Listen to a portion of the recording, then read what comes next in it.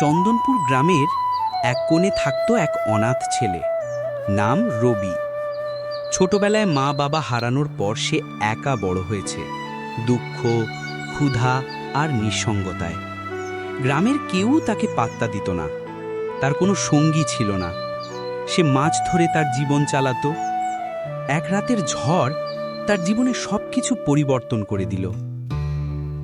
যাই জালটা নিয়ে মাছ ধরতে যাই, অনেক বেলা হয়ে গেল।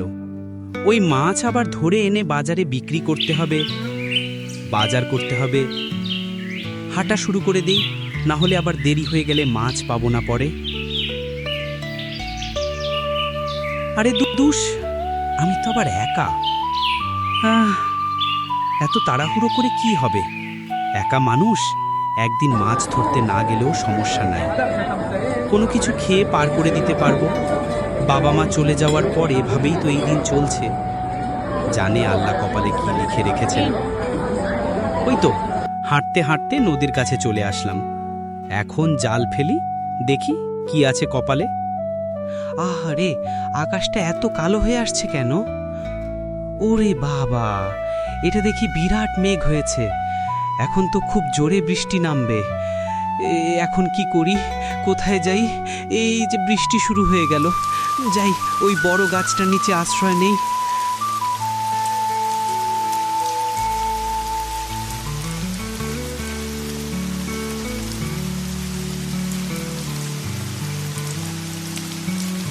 ওরে আল্লাহ, আবার কি বৃষ্টি শুরু হলো, থামার নামই নাই। হায় হায়, রাত হয়ে এলো আবার। আজ রাত্রে এই গাছের নিচেই কাটাতে হবে মনে হচ্ছে। কি আর করব, কাটিয়ে দেই। আমার তো আর বাড়ি ঘর নাই, মা বাবা নাই।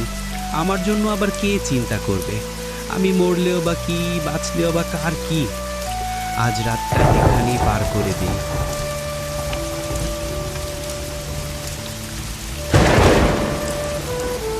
ওই দূরে ওইটা একটা কুয়া না? হ্যাঁ, ওটা তো একটা কুয়াই। কিন্তু এখানে কুয়া এলো কোথা থেকে? আর ওর উপর থেকে ওই যে নীল আলোটা, সেটা আবার কিসের?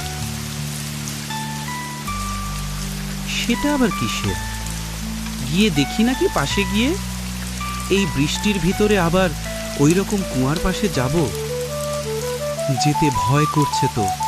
ভূত রাক্ষস যদি আমায় ভিতরে টেনে নিয়ে যায়, তখন কি হবে? কি করব তাহলে? যা হবে দেখা যাবে। যাই, পাশে গিয়ে দেখি কি ব্যাপার স্যাপার।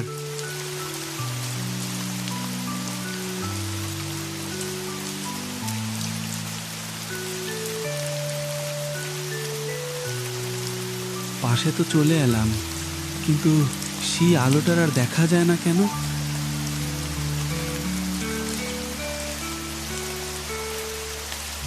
কি ভুতুরে কাণ্ড! তুই আর এখানে কি করছিস এই ভয়ানক বৃষ্টির রাতে? তোর জীবনের মায়া নাই নাকি? বাড়ির মানুষজন কি তোকে নিয়ে চিন্তা করে না নাকি? তুমি কিভাবে কথা বলছো? উমা, ভূত নাকি? তুমি কোথায়? এই, ভয় পেও না, আমি ভূত না। আমি এই জাদু কুয়ার রক্ষক। আমি তোমার কোনো ক্ষতি করব না। তোমার কথা শুনে আমার খুব খারাপ লাগছে। তা তুমি এই বৃষ্টির মধ্যে এখানে কি করছো বাচ্চা? তুমি কি জানো আমি জাদু কুয়ার দেখাশোনা করি? গ্রামে কারো কোনো সমস্যা বা অনেক দুঃখ থাকলে আমি সাহায্য করতে আসি। তাহলে আমার কথা মনোযোগ দিয়ে শোনো। আমার কাছে যদি কোনো সত্যিকারের ভালো মনের মানুষ আসে এবং সে অন্যের উপকারের কথা ভাবে, তাহলে আমি মহান রব আল্লাহর ইচ্ছায় তাকে সাহায্য করি। আমার রব আমাকে এই ক্ষমতা দিয়েছে, কিন্তু তার জন্য একটা শর্ত আছে। তুমি যদি আমার একটা প্রশ্নের উত্তর দিতে পারো, তাহলে আমি তোমাকে 3টে ইচ্ছা পূরণের সুযোগ দেব। তুমি তোমার যে কোনো 3টে ইচ্ছে পূরণ করতে পারবে। আচ্ছা ঠিক আছে, বলো তুমি কি প্রশ্ন করতে চাও। আমি জানতাম কেউই টাকা বা লোভ ছাড়ে না, যতই ভালো মানুষ হোক। তাহলে বলি, চলি চল রাত দিন ধরে, থামি না কোনো বার, পাথর ধুলা কাদা পেরিয়ে তৃষ্ণা করি পার, নিজে কাঁদি তীরে তীরে তবু দিই সুখ প্রাণে, বলো তো কে আমি রে ভাই মানবতার গানে। আচ্ছা দাঁড়াও, ভাবি একটু। কি হতে পারে এমন জিনিস যে আমি চিনব না? প্রকৃতির কোনো উপাদান? কি হতে পারে? কি হতে পারে? ও আচ্ছা, এই জিনিস।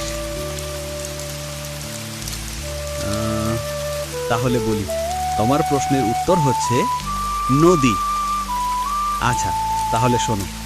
মাশাআল্লাহ, চমৎকার, তুমি পেরেছ। এখন বলো, তুমি কোন 3টি জিনিস চাও? আমার প্রথম ইচ্ছা হলো যে আমি চাই সব অসুস্থ মানুষ যেন ওষুধ আর ডাক্তার পায়। ঠিক আছে, এখন তুমি যাও, কাল এসো। গ্রামের ভেতরে নতুন হাসপাতাল, তাহলে কি কুয়া আমার ইচ্ছা পূরণ করে দিল?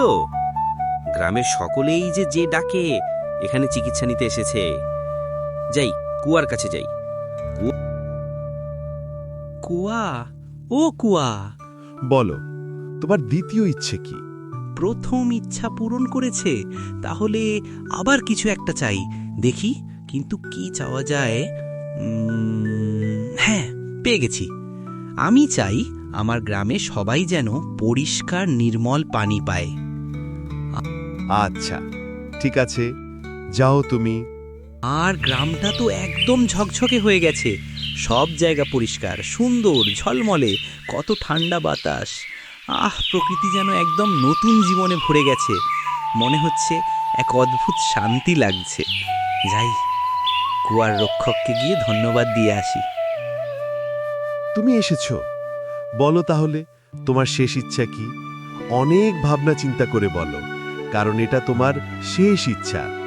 আগের দুটো ইচ্ছে তো অন্যের সুখের জন্য চেয়েছো। এখন বলো, তোমার শেষ এবং শেষ ইচ্ছা কি চাও?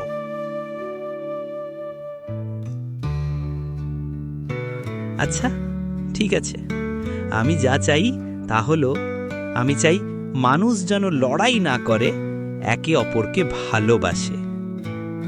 এটাই আমার শেষ ইচ্ছা। কি বলছো তুমি? তুমি আসলেই এটা চাও? তুমি নিজের জন্য কিছুই চাও না? এটা কিভাবে সম্ভব? তুমি কি আসলেই কোনো মানুষ? হ্যাঁ, আমি মানুষ, আর এটাই আমার শেষ ইচ্ছা।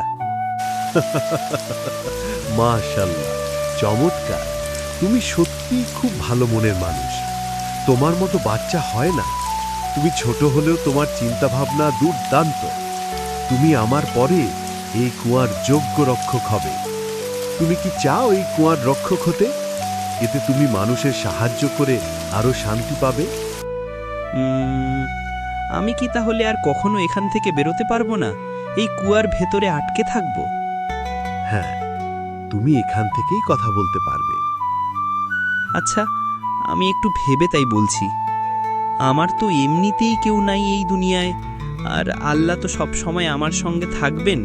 তাহলে এখানে থাকি আর বাইরে থাকি, তাতে কি আসে যায়? তাহলে এখানেই থাকবো।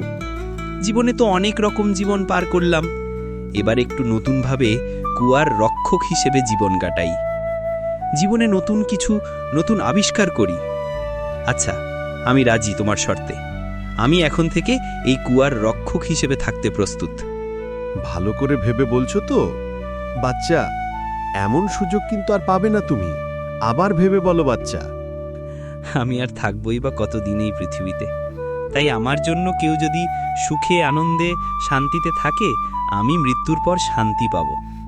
আর এর জন্য যদি আমার আল্লাহ আমায় একটু ক্ষমা করে দেন, তাহলে তা আমার কাছে দুনিয়ার ধন সম্পদ থেকেও অনেক মূল্যবান। চমৎকার, তুমি ঠিক সিদ্ধান্ত নিয়েছো। তাহলে চলে আসো। হিং চিং ফিং, কুয়াতে নতুন রক্ষক নিযুক্ত হিল্লা। হিং চিং ফিং, কুয়াতে নতুন রক্ষক নিযুক্ত হিল্লা। হিং চিং ফিং, কুয়াতে নতুন রক্ষক নিযুক্ত হিল্লা।